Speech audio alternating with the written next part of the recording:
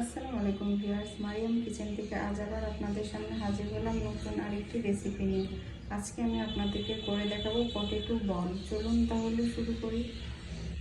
আমি এখানে সিদ্ধ করা 3টা আলু নিয়েছি। এখন এগুলোকে আমি ভালো করে হাত দিয়ে ম্যাশ করে নিচ্ছি। আমার আলুটা অনেক সুন্দর করে ম্যাশ করা হয়ে গেছে।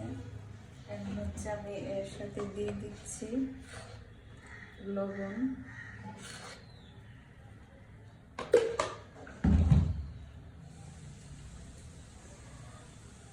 আমি এখানে শুকনো আর কাঁচা দুইটাই ব্যবহার করবো, কাঁচামরিচ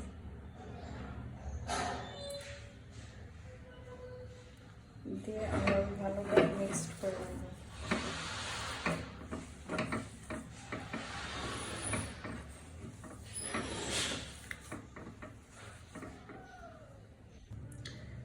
আমার পরোটাটা রেডি হয়ে গেছে, আমি এক সাইডে রেখে দিচ্ছি।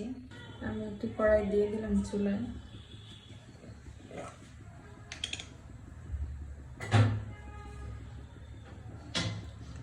আমি এখন এতে ঘি দিয়ে দিচ্ছি সামান্য পরিমাণ।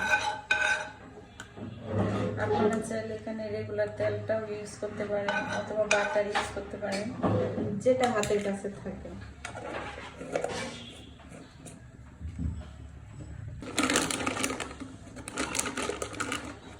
আমি এখন এতে দিয়ে দিলাম ময়দা। আমি ময়দাটা ভালোভাবে ঘিটার সাথে মিক্স করে নিব।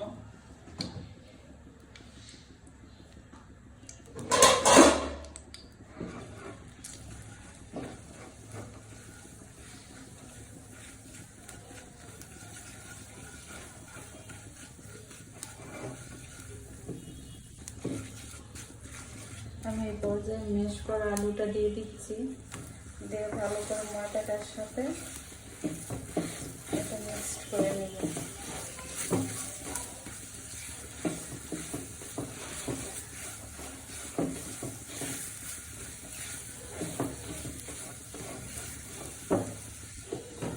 দেখেন আলুটা সুন্দর করে কড়াই থেকে ছেড়ে ছেড়ে উঠতেছে। এই পর্যায়ে আমি চুলাটা বন্ধ করে দিয়ে বাটিতে নিয়ে নিচ্ছি। আমি এখন আলুটা ঠান্ডা হয়ে গেছে। এই পর্যায়ে আমি দিয়ে দিচ্ছি কর্নফ্লাওয়ার। একদম আলুটা যখন আমি ভাজবো তখন এটা মচমচে হবে, এই জন্য কর্নফ্লাওয়ারটা ইউজ করলাম।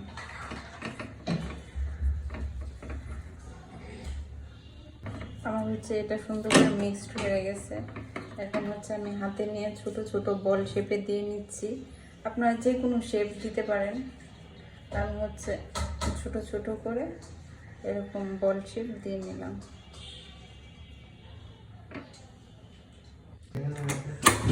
আমি কড়াইতে তেল দিয়ে দিলাম। এখন তেলটা গরম করে নিলাম। তেলটা গরম হয়ে গেছে। এখন আমি আলুর বড়গুলা দিয়ে দিচ্ছি।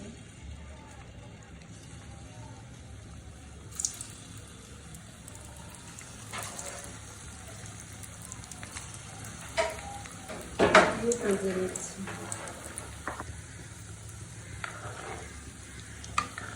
আমার পটেটো বল ফ্রাই করা শেষ। এখন উঠায় নিচ্ছি।